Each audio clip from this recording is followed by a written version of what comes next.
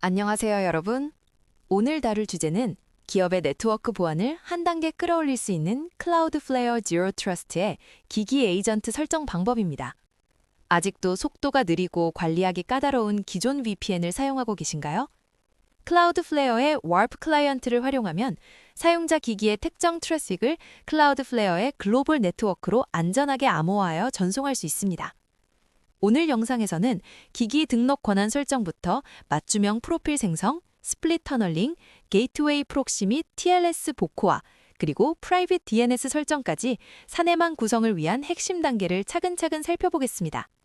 영상을 끝까지 보시면 기존 VPN을 완벽히 대체할 수 있는 인사이트를 얻으실 수 있을 겁니다. 자, 그럼 화면을 보면서 시작해 볼까요? 가장 먼저 해야 할 일은 누가 우리 조직의 제로 트러스트 인스턴스에 기기를 연결할 수 있는지 권한을 정의하는 것입니다. 기기가 한번 등록되면 와르프 클라이언트는 사용자의 ID 토큰을 저장하고 이를 통해 프라이빗 네트워크 서비스에 인증하게 되죠. 설정은 매우 직관적입니다. 대시보드에서 액세스 정책을 구성해 @company.com과 같은 특정 회사 이메일 주소를 가진 사용자만 기기를 등록하도록 제한할 수 있습니다. 보안을 더욱 철저하게 하고 싶다면 어떻게 할까요?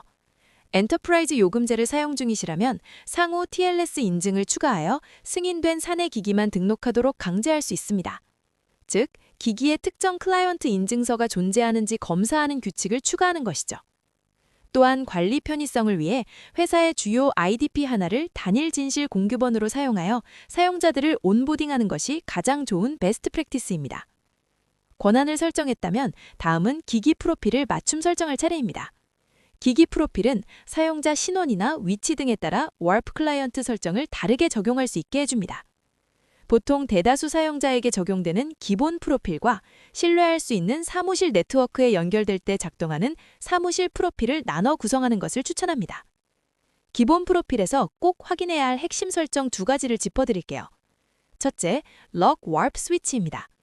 이 기능을 켜두면 사용자가 임의로 와르프 클라이언트를 끄는 것을 방지할 수 있습니다. 둘째, 어로우 커넥트입니다.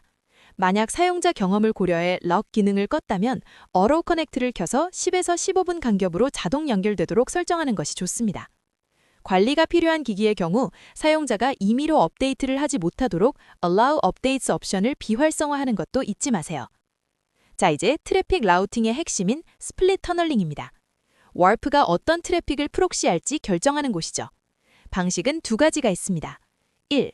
제외 모드, 기본값입니다.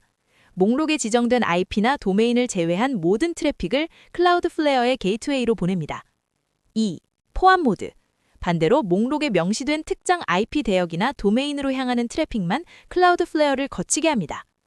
여기서 중요한 팁, 라우팅을 설정할 때는 가능한 도메인보다는 IP 주소를 추가하는 것을 권장합니다. 도메인을 사용하면 실시간 IP 조회 작업이 필요해서 처리 속도가 느려질 수 있기 때문이죠. 그리고 사내 프라이빗 네트워크에 접근해야 한다면 꼭 확인해야 할 부분이 있습니다. 와르프는 기본적으로 프라이빗 네트워크에 사용되는 RFC 1988 IP 대역을 제외하도록 설정되어 있습니다.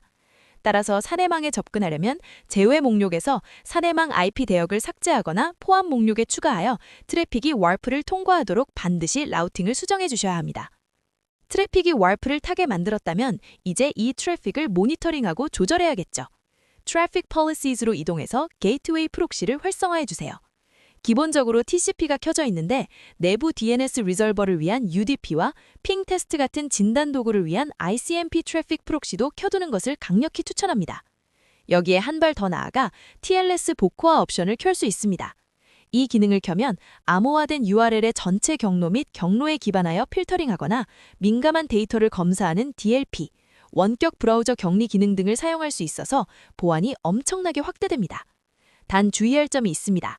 게이트웨이가 암호화된 트래픽을 풀고 다시 암호화하는 과정을 거치기 때문에 사용자 기기에 인증서가 있어야 합니다. 테스트 목적이라면 클라우드플레어가 제공하는 기본 루트 인증서를 쓰면 되지만 운영 환경에서는 사내에서 기존에 사용 중인 커스텀 루트 인증서를 JAMF나 인튠 같은 MDM 툴을 통해 일괄 배포하는 것이 가장 효율적이고 오류가 없는 베스트 프랙티스입니다. 마지막으로 내부 서버 이름, 예를 들어 internal.example.com과 같은 내부 서버 이름으로 접속하기 위한 프라이빗 DNS 확인 설정입니다. 퍼블릭 인터넷에서는 조회되지 않는 사내 도메인을 처리하려면 두 가지 방법이 있습니다. 첫 번째는 로컬 도메인 폴백입니다. 가장 간단한 방법으로 warp 클라이언트가 특정 도메인에 대한 DNS 요청을 클라우드플레어의 퍼블릭 DNS가 아닌 사내 프라이빗 DNS 서버로 직접 보내도록 기기 프로필에 지정하는 것입니다. 단점은 깅이단에서 처리되므로 게이트웨이 정책을 적용할 수 없다는 것입니다. 두 번째는 엔터프라이즈 요금제에서 제공하는 Resolver Polices입니다. 이 방법은 기기가 아닌 클라우드플레어 게이트웨이 단에서 DNS 쿼리를 처리합니다. 특정 지역의 사용자가 가장 가까운 프라이빗 DNS 서버를 사용하도록 설정하는 등 훨씬 세밀한 제어가 가능하며 사내 DNS 트래픽에도 게이트웨이 정책을 적용할 수 있다는 큰 장점이 있습니다. 자, 오늘은 클라우드플레어 Zero Trust 환경에서 VPN 대체를 위한 핵심 단계인 warp 기기 에이전트 설정 방법에 대해 자세히 알아보았습니다. 오늘 준비한 영상은 여기까지입니다. 이 영상이 여러분의 네트워크 보안 아키텍처 구축에 도움이 되셨으면 좋겠습니다.